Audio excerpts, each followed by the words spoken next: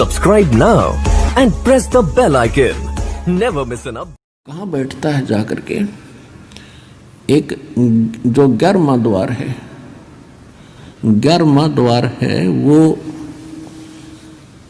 अक्सर पुरुष के लोक में जाकर निकलता है। उस गेट पर ये स्वयं चौकीदारी करता है कि कोई इधर से एक भी ना चला जा। ये स्वयं वहां बैठता है और वहां बैठा था, वहां से उठकर चला ही था। परमात्मा जब चले तो उस गेट पर अड़ गया जाके, कौन आ गया ये, इस कैसे चला जाएगा इधर। तो परमात्मा निकट गए तो परमात्मा ने कहा कि देख बेटा गरीबदास, ये है यू काल भयंकर, इसके सामने ब्रह्मा विष्णु महेश की हिम्मत नहीं कि इसके सामने, इसकी शक्ति के सामने टिक जा। वो चार भुजा के भगवान जो 1000 का है। अब तो ये 2 भुजा बनाए बैठा है, ये 1000 भुजा तक बना सकता है। ब्रह्मा विष्णु महेश तो 16 कला के प्रभु हैं, ये 1000 कला का भगवान है। और जिस परमात्मा के पास मैं तुझे ले जा रहा हूँ, असंख्य कला का मालिक है वो। और देखना, अब मेरे पास ऐसा मंत्र है,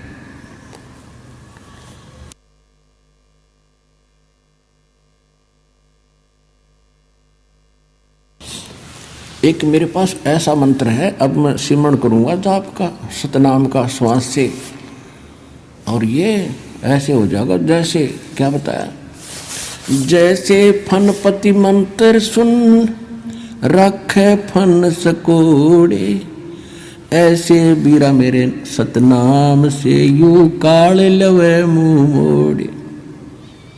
कि जैसे गारडू के मंत्र से एक खूंखार सर्प उस मंत्र के बोलने से वो फन ऐसे कर रहा हो, तो फन को इकट्ठा करके और बिल्कुल जमीन पर रख लेता है। जैसे फनपति मंत्र सुन रखे फन सकोरे, ऐसे मेरे सतनाम से यू काल लवे मुंह मोड़े। परमात्मा ने कहा देख, अब मैं मंत्र जाप करता हूं। और करना क्या था तो हमें बता रहे हैं कि आपत्ति के समय तुम्हारे पास केवल ये सतनाम और सार नाम का एक हथियार है। जो मंत्र जिसको जौन सा प्राप्त हुआ है वो तेरा हथियार है, प्रथम प्राप्त है। आपत्ति के समय उस मंत्र का जरूर जाप कीजिएगा, बहुत सारा मिलेगा।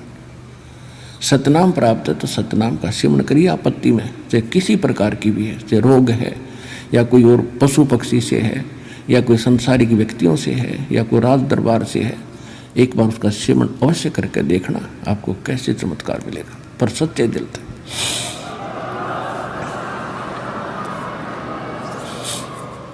और सारनाम प्राप्त है, सारनाम का जाप करिए। सतनाम प्राप्त है, सतनाम का करिए। प्रथम मंत्र प्राप्त है, प्रथम मंत्र का जाप कीजिए। तो जो ही परमात्मा ने कहते हैं कि मैं देख ले भाई सिमरण कर रहा हूँ, उसी समय काल जहाँ उस गेट के ऊपर 11वें द्वार पर कड़लाएं बैठा था और ऐसा सिर झुक गया उसका।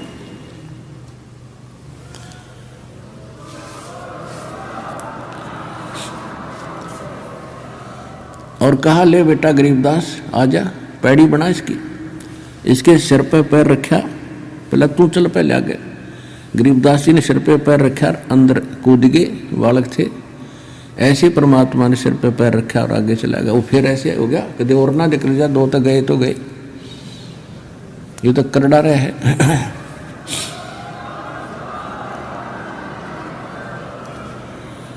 अब 11वां द्वार पार करके 11वें द्वार पार करते ही ये लोक आ जाता है अक्षर पुरुष का। गीता अध्याय नंबर 15 के श्लोक नंबर 16 और 17 में 3 पुरुष हैं। एक सरपुरुष ये ब्रह्म है, 21 ब्रह्मांड का मालिक, जिसको ज्योत स्वरूपी निरंजन काल भी कहते हैं।